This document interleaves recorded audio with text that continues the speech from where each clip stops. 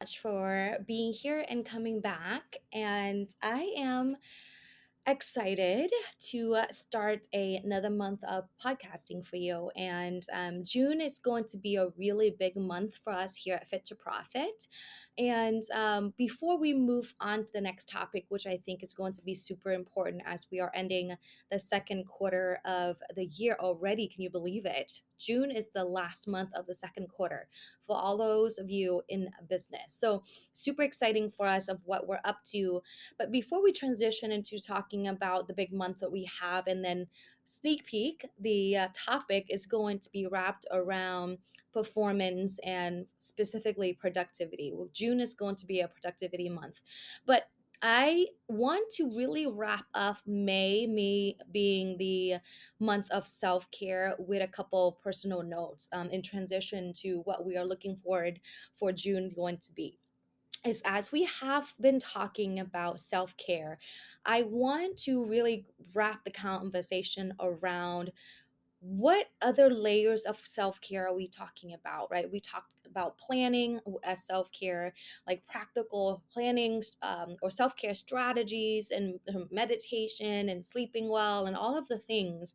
But also, this couple pieces of around self care or related to self care, which I believe are not talked about very often, is that the idea of self compassion, right? We talk about self care, but for me, from my personal experience, self care does not happen without self compassion.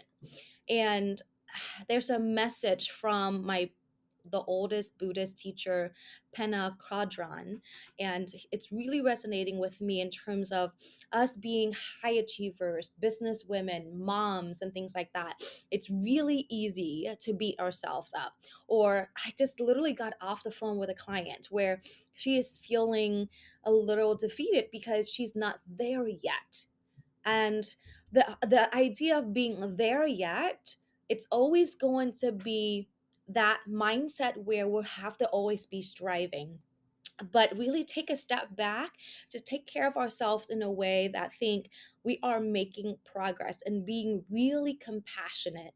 In other ways, you can be more patient, with yourself, and really calling out your progress rather than feeling like you have to be there already.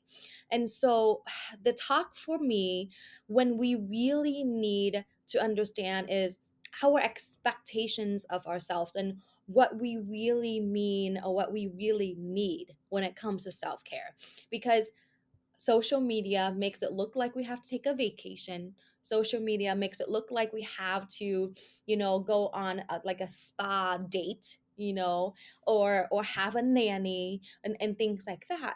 But it doesn't happen from the outside to fix the inside if you're not compassionate with yourself.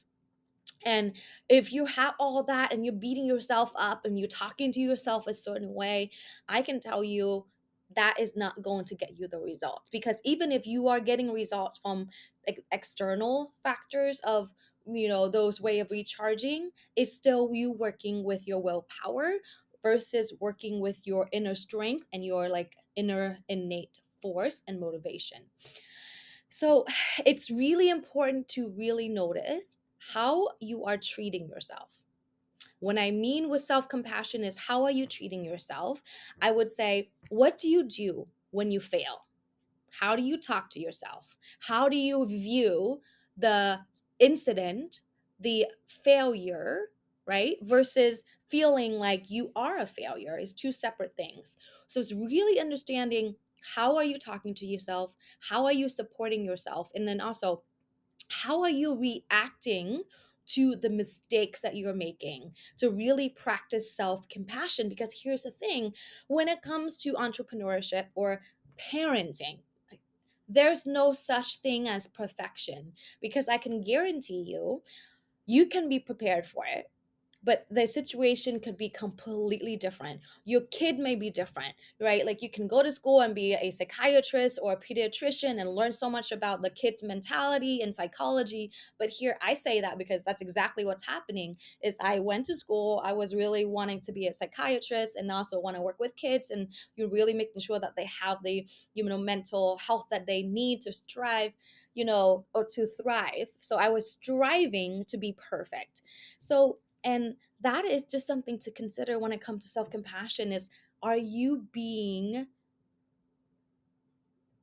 loving to yourself, and are you loving yourself unconditionally? That's the first thing. Are you being nice to yourself? Are you really talking to yourself in a way that as if you were talking to a best friend, right? And then what I also noticed too is that being the high achiever, oftentimes I feel like I want to get there already, so I don't celebrate as much. So notice what I just really recently learned is that I bypass the progress, I bypass the next thing so I can check off the box, so I know that I'm going to the right direction and things like that. I don't celebrate as much. Yeah. So really think about that. Like, how do you really celebrate? Honestly, the challenge I have for you, not only just celebrate really the good and the wins in your life, can you also celebrate, the failures, right? The mistakes the same way, because that's when you can truly practice self compassion, right? And then also have the same amount of time in celebration the wins, and in celebration, the losses as well. Because if you don't lose, you don't know what it's like to win. If you don't win, you don't know what it's like to lose. But oftentimes it's the opposite. Like you want to feel like you're winning all the time and you're not celebrating, the failures. But I'm bad at celebrating the wins too. So notice if you don't really get to understand yourself just yet and you feel like, no, I this is not landing with me, watch to see. Chances are, when you're critical with yourself is when you're not even celebrating the wins.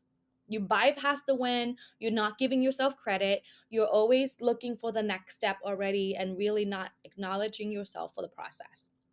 So, really, before we even go into really how to be productive, how to take life or business to that next level, I just want to drop a podcast today to talk about that, to really get you to think about how are you taking care of yourself from being self-compassionate with yourself? How are you loving yourself from that standpoint? How are you celebrating losses and wins just the same amount? And then ultimately, how all of this is going to really help is being able for you to take a step back. And here's the thing, the magical piece to this is once you're patient with yourself and you're more compassionate with yourself, chances are you're more compassionate with others around you, your staff, your team members, your husband, your kids, your partners, whoever, your neighbors, like the person in front of you at the groceries line when they're taking their time putting everything on the shopping cart or whatnot. So whatever it may be, and I can tell you this, the greatest practice is to practice patience and self-compassion.